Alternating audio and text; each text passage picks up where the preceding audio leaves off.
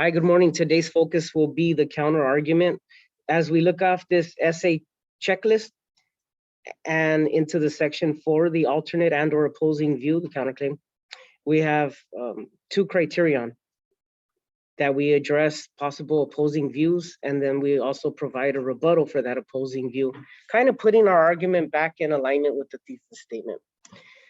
So let's take a look at the essay. I've already highlighted the essay. This light blue is the opposing view, and then the purple is the rebuttal. And I did ask some of my students, what do you notice about this rebuttal?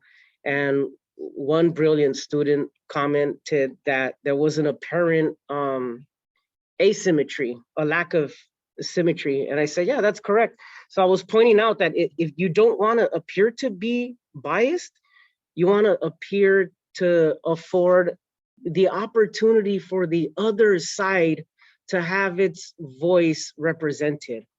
And in this case, I would constructively criticize that the student afford more of an opportunity to examine and analyze and exemplify the opposing view. At any rate, now, if we think about it from a realist perspective, it may seem impossible for one person to defend the human rights of all people. But if you truly think about it, even a little goes a long way. Speaking out against a bully or speaking your mind about a subject that you find unfair can cause a butterfly effect. A butterfly effect is when small changes eventually lead to large scale and unpredictable occurrences in the future. We technically cause butterfly effects every day. One example that comes to mind is the courageous act that occurred in my class. There's a group of boys in one of my classes that are practically insufferable. It's really irritating seeing how they treat the teacher, especially because of how kind and considerate they are. As bothersome as the boys are, nobody ever says a thing and just avoids them. Well, all except one classmate. She had enough and called them out in front of everyone and lectured them about how dumb and immature they were acting. Just that felt like a breath of fresh air. It was as if she took the words right out of my mouth. What felt impossible to do for me came so fluently to her, and that alone gave me a sense of courage. That made me realize that I can't speak up and defend people. That led to people having more courage to stand up for themselves as well. Just like in Self-Reliance, where Emerson says, don't go where the path may lead, go instead where there is no path and leave a trail. This girl did just that. That act stood up for others, which directly defended the human rights of happiness and freedom of the people in the classroom.